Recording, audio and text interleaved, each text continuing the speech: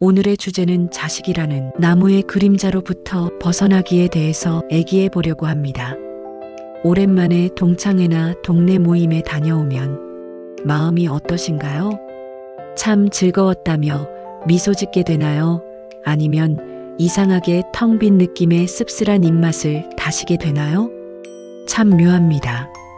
젊었을 땐 다 비슷비슷했던 친구들인데 70을 넘기고 80을 바라보는 나이가 되면 사람에게서 풍기는 향기가 확연히 달라집니다. 어떤 친구 주위에는 늘 사람들이 모여 웃음꽃을 피우고 어떤 친구는 혼자 덩그러니 앉아 술잔만 비우다 슬그머니 자리를 뜨죠. 우리는 흔히 나이 들면 입은 닫고 지갑은 열라고 말합니다. 틀린 말은 아닙니다. 하지만 돈만 낸다고 해서 존경이 따라올까요? 지갑은 열었는데 마음이 닫혀 있다면 사람들은 당신의 돈은 반겨도 당신이라는 사람은 반기지 않을 겁니다. 진짜 어른의 품격은 돈이 아니라 관계를 대하는 한 끗 차이에서 결정됩니다. 오늘 그 한 끗 차이가 무엇인지, 어떻게 하면 나이 들수록 환영받는 사람이 될 수 있는지 함께 고민해 보고자 합니다. 여러분은 오늘 모임에서 친구의 말에 몇 번이나 고개를 끄덕이셨나요? 아니면 내 이야기를 하느라 친구의 고개를 끄덕이게 만드셨나요? 첫 번째로 우리가 점검해야 할 것은 과거라는 이름의 훈장입니다. 나이가 들면 본능적으로 인정받고 싶어집니다. 내 인생이 헛되지 않았음을 증명하고 싶어서 자꾸 왕년을 꺼내들죠. 하지만 과거의 영광은 유통기한이 지난 훈장과 같습니다. 지금 내 앞에 앉아있는 친구는 30년 전 당신의 계급장이 아니라 오늘 당신이 나누는 따뜻한 눈인사를 원합니다. 잘못된 예시를 한번 들어볼까요? 친구가 요즘 무릎이 예전 같지 않아서 병원 다니네. 세월이 무섭구먼 하고 말했을 때, 에이, 그 정도 가지고 뭘 그래? 나는 10년 전부터 허리 수술하고 다 이겨냈어. 내가 왕년에 마라톤까지 했던 사람인 거 알지? 그때 몸 관리 안 해서 그래.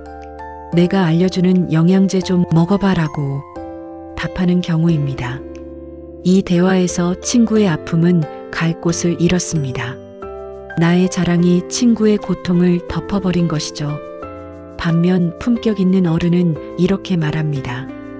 아이고, 걷는 거 좋아하던 자네가 무릎이 아프니 얼마나 답답할까. 병원 치료는 좀 효과가 있나? 무리하지 말고 천천히 다니게. 혹시 내가 도울 일 있으면 언제든 말하고. 차이가 느껴지시나요? 내 과거를 끌어와 가르치려 들지 않고 상대의 현재 상태를 물어봐 주는 것. 그것이 진짜 어른의 대화법입니다. 오늘 당신의 친구가 가장 많이 한 말은 무엇이었나요? 혹시 기억나지 않는다면 당신이 너무 많이 말한 것은 아닐까요? 두 번째 마음가짐은 비판의 혀를 거두고 질문의 귀를 여는 것입니다. 우리는 수많은 정답을 보며 살아왔습니다. 그래서 내 눈에 차지 않는 타인의 행동을 보면 교정해주고 싶은 욕구가 솟구칩니다. 하지만 타인의 삶을 비판하는 순간 그 사람과의 연결고리는 끊어집니다. 존경받는 어른은 정답을 내놓는 사람이 아니라 좋은 질문을 던지는 사람입니다. 손주 유학 문제로 고민하는 친구와의 대화를 가정해 봅시다. 요즘 세상에 무슨 유학이야? 돈만 버리는 거지. 자네가 너무 오냐오냐해서 그래.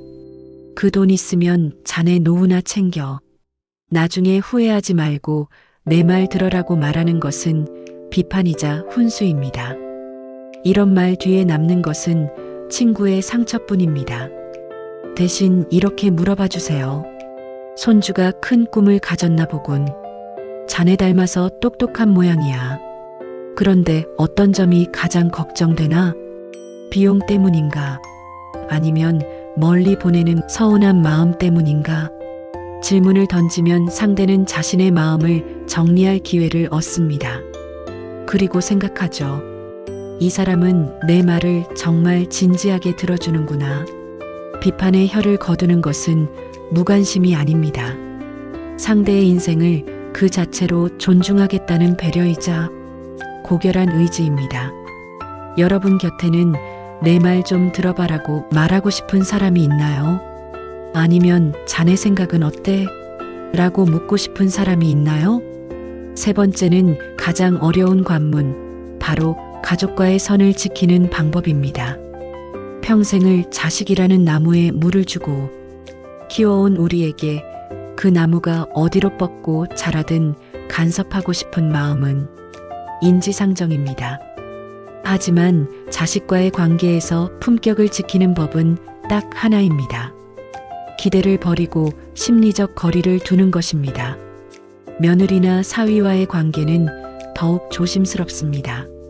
내가 준 사랑을 채권으로 생각하지 마세요. 내가 너희를 어떻게 키웠는데 라는 말은 사랑의 고백이 아니라 집착의 선언입니다. 며느리가 어머님, 이번 주말에는 아이들 데리고 캠핑 다녀오려고요 라고 할 때 캠핑은 무슨, 애들 감기 걸리면 어쩌려고? 그리고 지난번에 내가 보낸 김치는 다 먹었니? 왜 연락이 없니? 라고 반응한다면 어떨까요? 이것은 통제이자 부채감입니다. 품격 있는 어른은 이렇게 말합니다. 그래, 젊을 때 좋은 추억 많이 만들어야지. 애들도 좋아하겠구나. 다녀와서 사진이나 몇 장 보내주렴. 나는 친구들이랑 산행 가기로 했으니 걱정 말고 잘 다녀와. 좋은 어른은 자식의 부재를 서운해하기보다 자신의 삶을 충실히 채우는 모습을 보여줍니다. 내가 행복하고 단단하게 서 있어야 자식들도 죄책감 없이 효도할 수 있습니다. 여러분은 자식의 전화를 기다리며 하루를 보내시나요? 아니면 나의 즐거운 일상을 보내다 자식의 전화를 반갑게 받으시나요? 인생의 황혼은 결코 쓸쓸한 계절이 아닙니다. 오히려 수십 년간 쌓아온 지혜가 발효되어 가장 깊은 향기를 낼 수 있는 시간입니다. 그 향기는 돈에서 나오지 않습니다. 내 과거를 내세우지 않는 겸손, 상대의 말을 끝까지 들어주는 인내, 그리고 자식을 독립된 인격체로 인정하는 용기에서 나옵니다. 입은 닫고 지갑은 열라는 말의 진짜 의미는 이런 게 아닐까 생각합니다. 내 욕망을 닫고 타인에게 기회를 열어주라는 뜻일지도 모릅니다. 비판 대신 칭찬을, 자랑 대신 질문을, 간섭 대신 격려를 건네보세요. 여러분이 계신 그 자리가 늘 웃음으로 가득하고 사람들이 자꾸만 찾아오고 싶어하고 전화를 자주 하고 싶어하는 따뜻한 사랑방이 되기를 진심으로 응원합니다. 오늘 밤 나를 기분 좋게 해준 친구에게 먼저 전화 한 통 걸어 자네 덕분에 오늘 참 즐거웠네 라고 말해보는 건 어떨까요? 그리고 자신의 속 마음을 터놓고 애기할 수 있는 진정한 친구가 있다는 건 인생을 의미 있게 살아왔다는 게 아닐까요? 당신의 품격 있는 하루를 응원합니다.